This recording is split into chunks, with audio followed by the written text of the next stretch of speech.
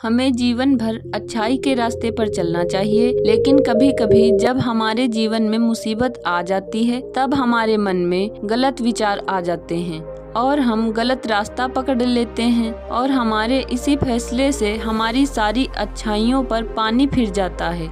शुरू करते हैं ऐसी ही एक ईमानदार युवक के लालच की प्रेरणादायक कहानी। एक युवक था जो कि बहुत ज्यादा ईमानदार था। वह एक दुकान में काम करता था। वहाँ पर एक सेठ थे जो चाहते थे कि वह काम में कुछ हेर फेर करे ताकि उनका ज्यादा मुनाफा हो, लेकिन उस युवक ने अपने सेठ की बात नहीं मानी और इसी बात से गुस्सा होकर सेठ ने उसे नौकरी से निकाल दिया। वह युवक यूं ही सड़क पर चल रहा था और सोच रहा था अब वह आगे क्या करेगा, बिना नौकरी के उसका जीवन कैसे बीतेगा। एक बुजुर्ग बाबा 3 थैले लेकर चल रहे थे। तभी उनकी नजर उस युवक पर पड़ी। उसे देखकर वह बोले, बेटा मुझे यह थैले दूर ले जाने हैं, क्या तुम एक थैला पकड़कर मेरे साथ चल सकते हो? मैं तुम्हें इस काम के लिए 3 तांबे के सिक्के दूंगा। यह बात सुनकर वह युवक मन ही मन ईश्वर को धन्यवाद देने लगा और सोचने लगा कि आज ही मेरे सेठ ने मुझे काम से बाहर निकाला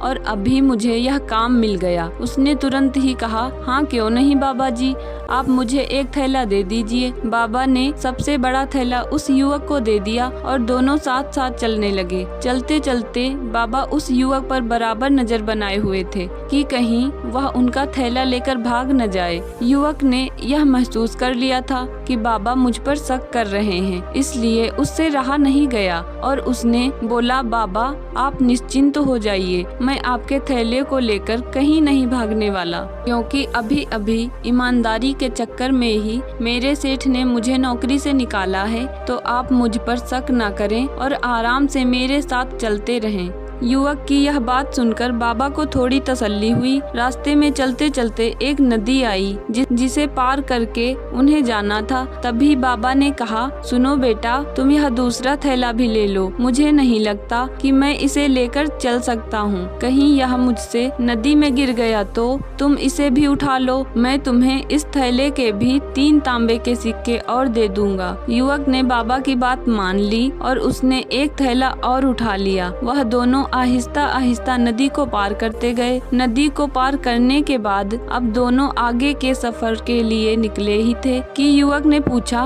बाबा यह दोनों थैले इतने भारी हैं, इसमें आखिर है क्या?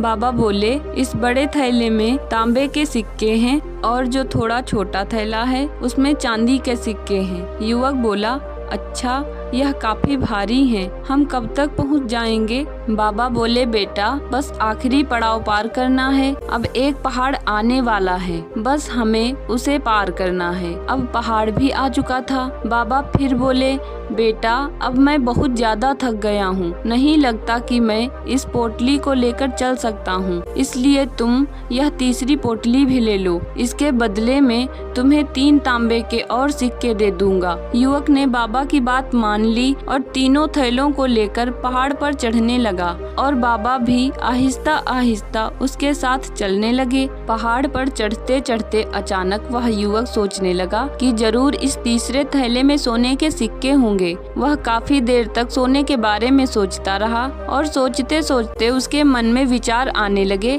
कि अभी मैं पहाड़ पर हूँ और यह बाबा मेरा क्या ही कर लेगा। इससे बढ़िया है मैं यह तीनों थैले लेकर भाग जाता हूँ, इससे मेरी पूरी जिंदगी बेहतर हो जाएगी। ईमानदारी से तो मुझे जीवन भर कुछ नहीं मिला, आज ईश्वर ने मुझे मौका दिया है। ऐसा सोचकर युवक तीनों थैलों को लेकर भाग गया और भागते भागते अपने घर पर ही रुका। घर पर आते ही उसने सबसे पहले बड़ा थैला खोला जिसमें पत्थर ही पत्थर थे। फिर उसने सबसे छोटा थैला खोला, उसमें भी पत्थर थे। फिर अंत में उसने तीसरा थैला भी खोल दिया और तीसरे थैले में भी पत्थर निकले। यह देखकर वह अचंभे में रह गया कि इन थैलों में पत्थर थे तो बाबा ने मुझसे झूठ क्यों बोला। गुस्से में जैसे ही उसने छोटे वाले थैले को नीचे फेंका तो उसमें से एक चिट्ठी निकली। उसने उस चिट्ठी को उठाकर पढ़ा जिसमें लिखा था, मैं कोई बाबा नहीं हूँ, मैं एक राजा हूँ और मेरी कोई संतान नहीं है, इसलिए मैं अपने लिए एक ऐसा उत्तराधिकारी ढूंढ रहा था जो कि मेरे बाद मेरे राज्य को संभाल सके। यदि तुम